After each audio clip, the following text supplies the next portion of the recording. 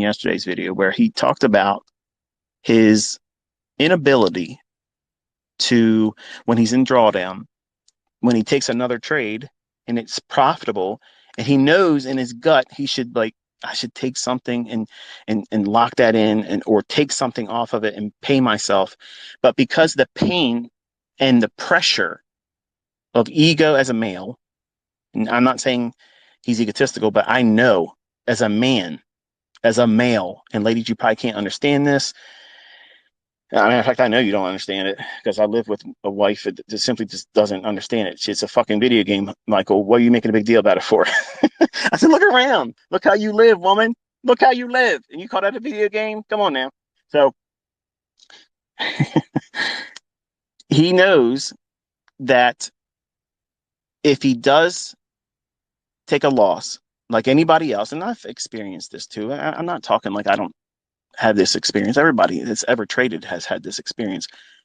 But when you have a period of drawdown, or if you get into a trade or two and you're in drawdown on a day, the first impulse is, motherfucker, I want my money back and I'm coming with interest, bitch. You better give me my motherfucking money. Where the fuck is my money? Where is my shit? Where is it at right now? Give it to me.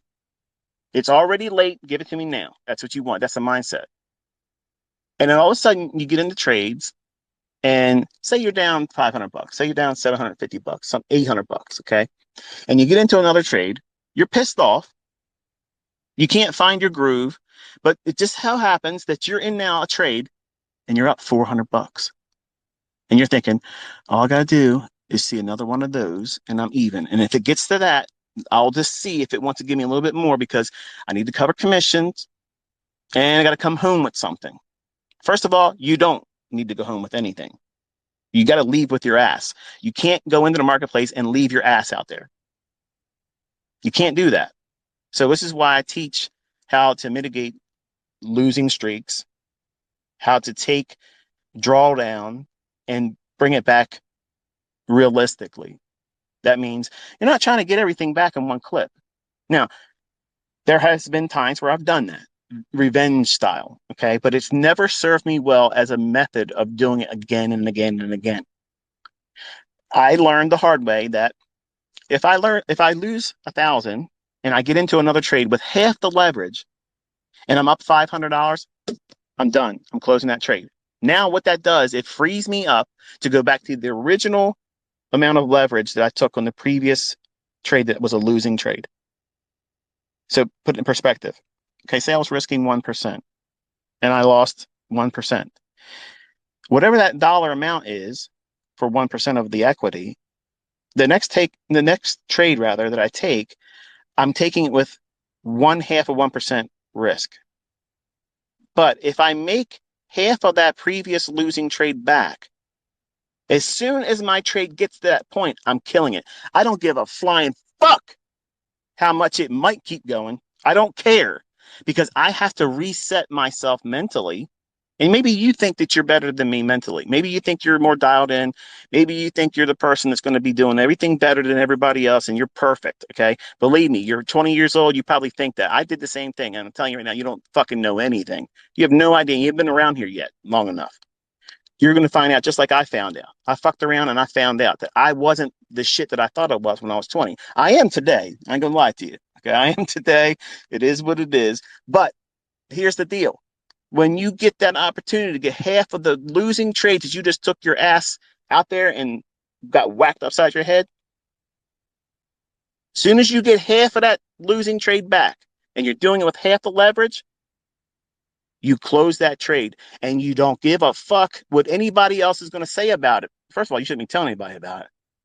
Two, you tell yourself, good job. That's what you're supposed to do. You're supposed to do that. Not, oh, I'm going to hold and push my edge. My edge says I should do this. Fuck your edge. Fuck your edge. Gentlemen, listen. When you get that brand new razor, Gillette, you bought that fucking razor just like I did. Okay? Those commercials, they make it seem like it's the greatest fucking thing in the world. Your wife's going to come around the corner. She looks like a fucking celebrity model. You know, everybody's chiseled out fucking face. Everybody's looking perfect. And because you want that razor. And that razor gets on your skin the very first time and it cuts through your beard and your stubble like a fucking knife through butter. Just beautiful. Just takes it right on off, right? Okay. Keep using that same motherfucking razor 6 months. What's it going to do? It's going to tear your ass up. It's going to tear your ass up. I don't give a shit how much lubricant, how much shit you lather all over your face. That razor, you keep pushing it, it's going to lose its edge. It's going to tear your face up. Okay. Well, you're in that same scenario. You just took a loss. Now you're forced to drop down your leverage, half the leverage you took on your previous trade. It was a losing trade. But now you got the opportunity to get half of your ass back. And you did it with half the leverage. That's phenomenal. Now, it's not phenomenal for the SMC guys out there, the 200 to 1 fucking traders that do it every single fucking week, but they're still trading with 0.01 leverage on their fucking trades when they're MT4 screenshots. It's not good enough for them. I'm not talking to them. I'm talking to really real traders, the people that are here to learn how to make money and conduct themselves like professionals in the marketplace. You have to work within statistical probabilities, and the probabilities of you being dialed in after a losing trade, especially if you're new, next to zero. And that's a normal thing. So how do you combat that? You got to reduce your risk. As soon as you get half of that losing trade back in equity in the trade that you're now in after that losing trade. So now 1% you took as a loss. Now you're going to take another trade, not right away. When your system, when your pattern, when your model says so, time and price has to still agree. It's got to make fucking sense. You just can't just pull one out of your ass and say, well, I don't feel good. This hurt. And I need to get this back right away because my friends on social media are going to be meeting together in my Discord channel. And they're all going to ask me what the fuck I did today. And I cannot talk about this losing trade because guess what? I'm going to lose my man card. You see how silly it is when you get in these little groups, these cliques? Fuck that shit. These guys sit around like a bunch of nerds, okay? Like they're trading Pokemon fucking cards. This is money. We're talking about money. I'm not here for friends. I don't give a fuck if you like my trades. I don't care if you love my trades. I'm here to make money. I'm here to teach you how I make money. If you don't like that, then go somewhere else. Play fucking Pokemon in Discord. I don't give a shit. But here, if you're trading with a losing trade, the next trade, you're half the leverage. Make half that losing trade that you took 1% loss on, make that back. As soon as you do that, that's a reset. Now you can go back to trading with 1% risk again. But wait a minute, Michael, I'm in drawdown still a 0.5%. Right. Yep. That's what I do. That's what I do. Now, what happens if you lose again? You drop your risk in half again and you trade until you get half of that losing trade back. And then you close the trade. That frees you up to go back to what? 1% or a 0.5%. Once you get down to a 0.25%, there's really nothing, in my opinion, it's worth taking. But what that does, it causes your drawdowns to be less and less and less, and it allows you to reset emotionally and psychologically because it takes the sting away. If you're wrong, if you're impulsive, if you rush back in to try to do something, it is a fail switch to keep you from blowing the fuck out. Because you will, if you don't do these things, you will, if you just go in there and say, okay, I don't care, and you get that gambler numbness. Anybody that's ever played cards or went to a casino, you're up, you made money, you've had an experience like that. You go home, they send you comps. Come on back. We love you. You took money from us. We love you as a customer. Come back here and stay in one of our really luxurious suites and fuck, we'll give you a steak dinner and here's 2 tickets to a show. Come on back. Have the whole weekend to yourself because you are a customer that we love. And your dumbass believes that. So you fly out there, you go out there, and then you lose everything you fucking won the last time and then more. What happened? You're sitting at the table. You know damn well you shouldn't have came back out there. 2, you shouldn't have stayed as long as you did. And you knew right when you should have stopped, but you don't. And you lose. And you lose again. And then you lose again. And all of a sudden you think to yourself, well, fuck it. I got $1,000 still in chips here. I'm just going to play until I fucking lose. I don't care. That's gambler numbness. That's what trading sometimes does or occurs to people that just cannot stay focused. And what happens is you're just waiting for that chance turnaround. And when it does, few and far between, there's an instance where that occurs. But when it happens, what that does is it gives you that little bit of dopamine. Boom. All of a sudden, oh shit. Look at it, ladies. Holy shit. Look who just stepped in. It's Money Man. It's Mr. Maven. It's fucking Mr. Market Maker, ICTs. Nobody compared to you now.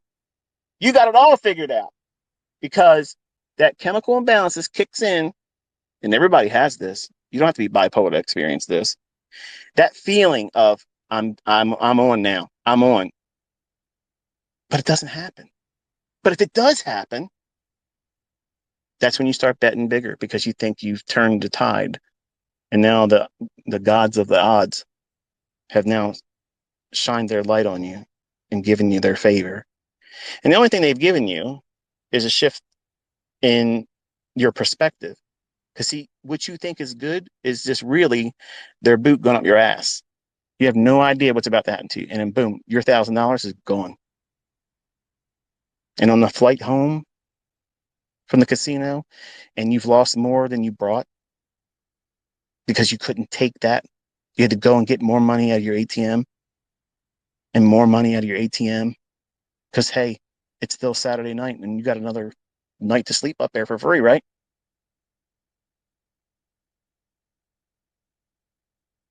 And you fly home with less money than you had before you went out there and won by luck. See, all these things, these take place all the time, every single day. And it took place a lot, I guarantee you, in so many people's minds today. If they have somehow dodged that big drop in the morning, they were in there playing around. They were in there trying to do something they're not equipped to do. And they can't manage themselves. They can't manage their emotions. They can't manage their psychology. And I know enough about myself to know that I would have done more than I should have today. And it probably wouldn't have been as good as I would have wanted it to be because I went in with the wrong expectations. I'm going to come in there, Mr. Market Maven. And that volatility today said, sit the fuck down, boy. You ain't ready. You ain't ready for this. Sit down. Just shut your fucking mouth. You just sit right there and you just watch and be thankful you're not in here. And guess what? I knew better. I turned the charts off. I walked away from that.